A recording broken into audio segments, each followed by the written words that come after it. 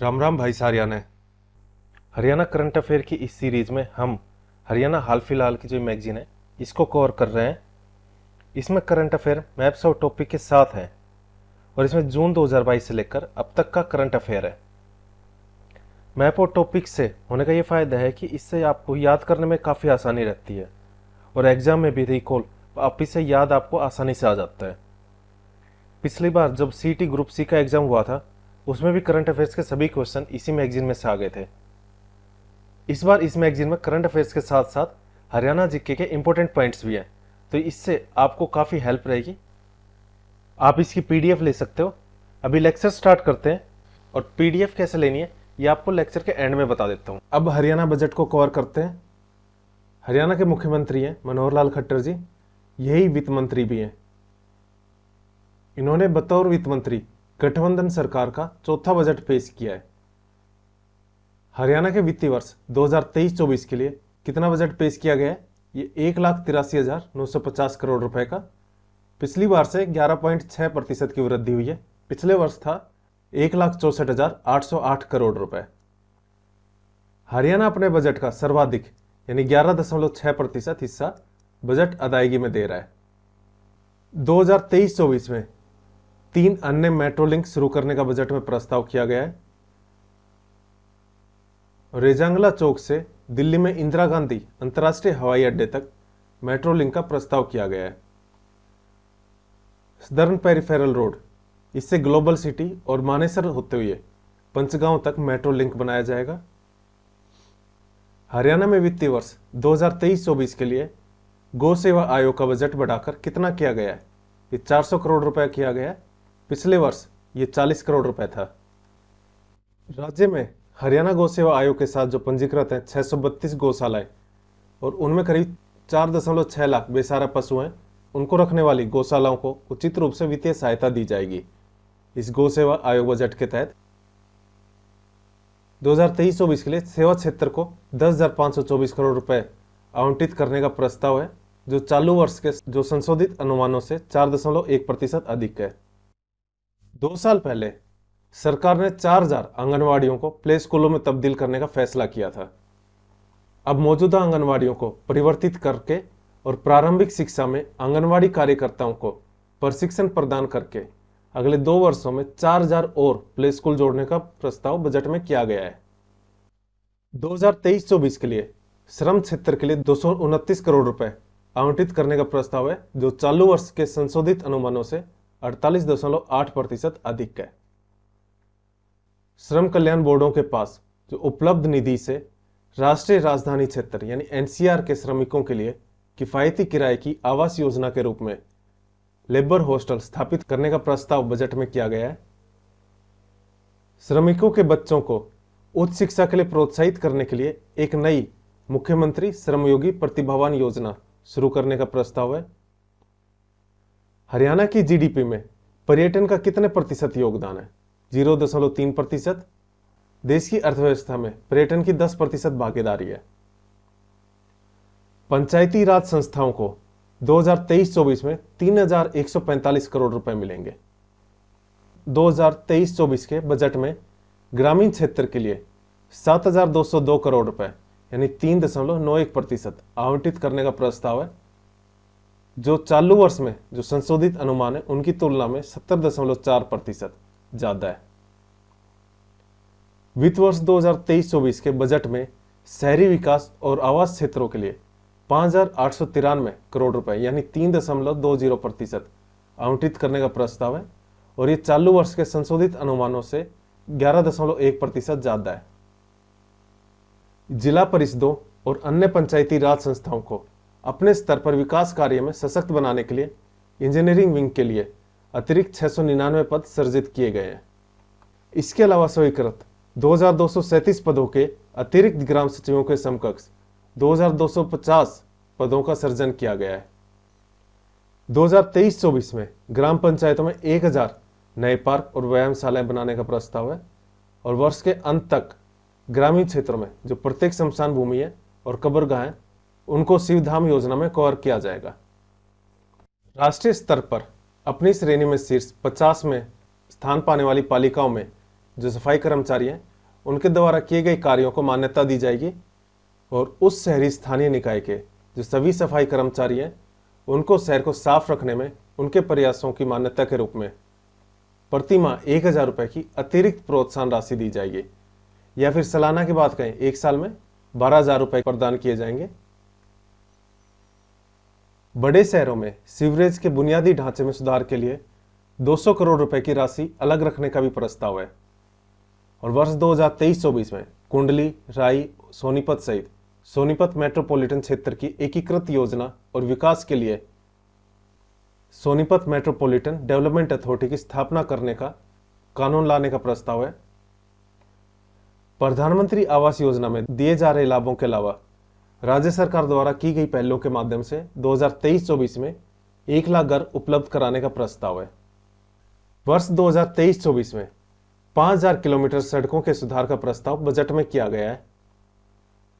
2023-24 में लगभग 214.93 करोड़ रुपए की लागत से दिल्ली आगरा एलिवेटेड रोड यानी NH-19 और Delhi Vadodara expressway via Ballabhgarh Mohanna road के बीच बल्लभगढ़ शहर में एक एलिवेटेड सड़क निर्माण का प्रस्ताव है। सहकारी चीनी मिलों में केंद्र सरकार के कार्यक्रम के अनुरूप इथेनॉल उत्पादन में विविधता लाने का फैसला किया गया है और इसके लिए अगले 3 वर्षों में 1,200 करोड़ रुपए की सहायता राशि अनुमानित की गई है। इतनी सहायता राशि दी जाएगी। सरकार का सहकारी चीनी मिलों में 690 KLPD क्षमता के इथेनॉल संयंत्रों की स्थापना के लिए सहायता देने का भी लक्ष्य तय किया गया है। 7 जिलों में एकीकृत सैनिक सदन बनाए जाएंगे। वित्त वर्ष 2023-24 के लिए सैनिक और अर्धसैनिक क्षेत्र के लिए 136 करोड़ रुपए आवंटित करना प्रस्तावित है और ये चालू वर्ष से जो संशोधित अनुमान है उनसे 14.7% अधिक है। इतने की वृद्धि है। अब किसानों से रिलेटेड देख लेते हैं बजट में क्या है। हरियाणा बजट 2023 में कृषि, बागवानी, पशुपालन, मत्स्य पालन और सहकारिता क्षेत्रों के लिए कितना बजट रखा गया? ये 8,316 करोड़ रुपए जो 4.52% है और ये जो चालू वर्ष में था मतलब 2022-23 में जो संशोधित अनुमान थे उससे 19% ज्यादा है। दिव्य नगर योजना के लिए 2023-24 में 500 करोड़ रुपए का प्रावधान किया गया है और 2023-24 में बुढ़ापा पेंशन 2,750 रुपए कर दी है। ये 250 रुपए की बढ़ोतरी की। सरकार ने कहा है कि 250 रुपए हर साल बढ़ाएगी।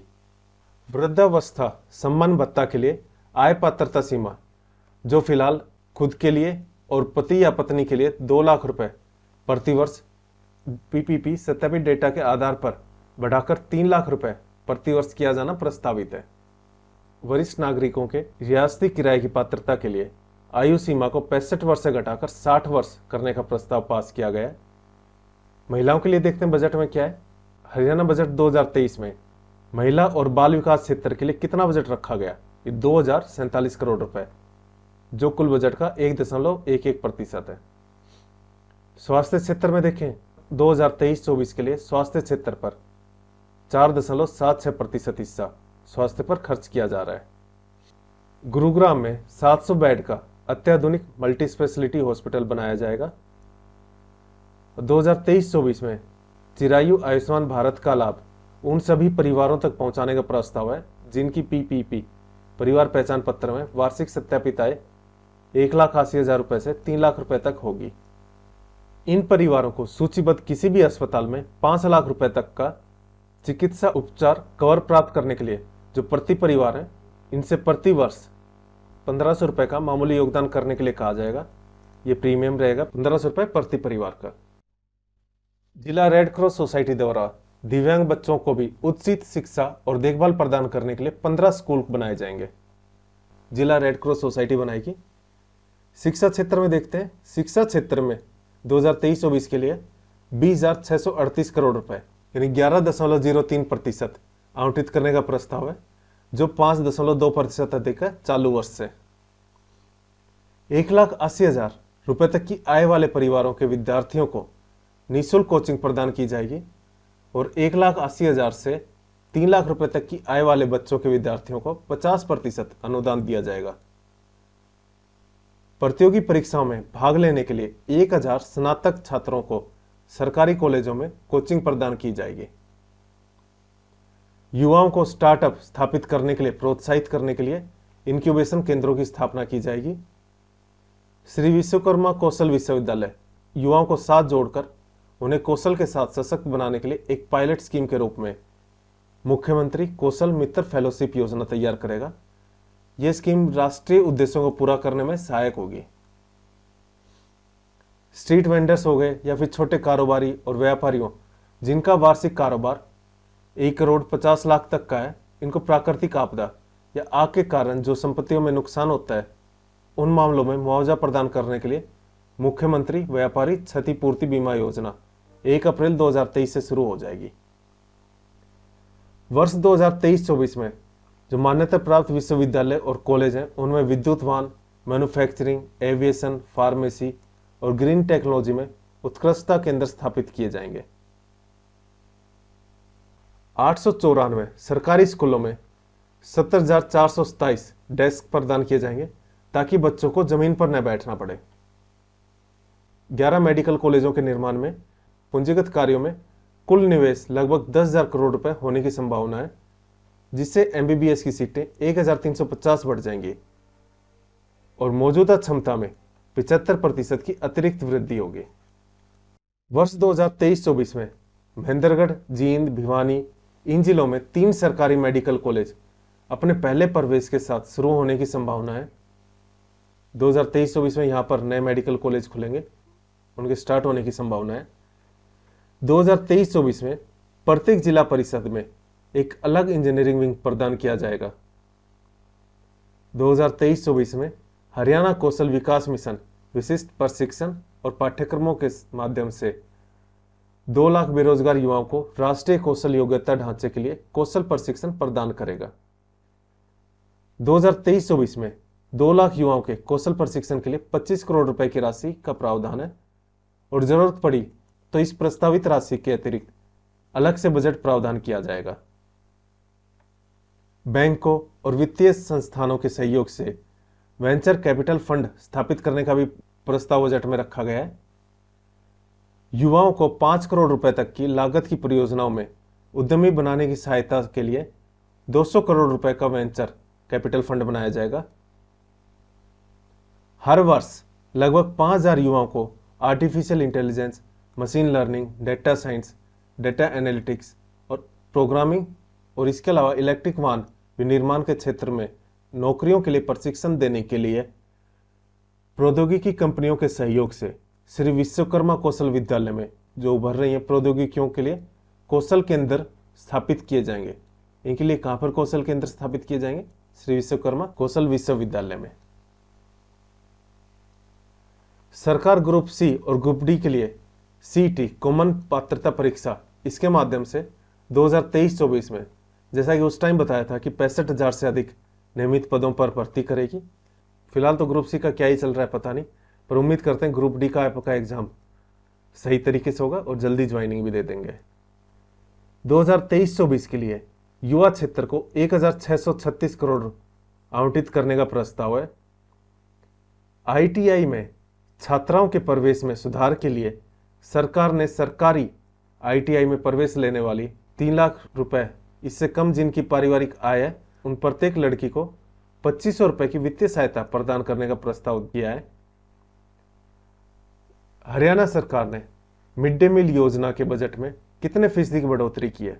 58% की बढ़ोतरी की है। पिछले साल 384 करोड़ रुपए थे और फिलहाल 661 करोड़ रुपए किए हैं। अब आपको ये मैगजीन हरियाणा करंट अफेयर्स की बुक आपको कैसे लेनी है इसके बारे में मैं आपको बता देता हूँ।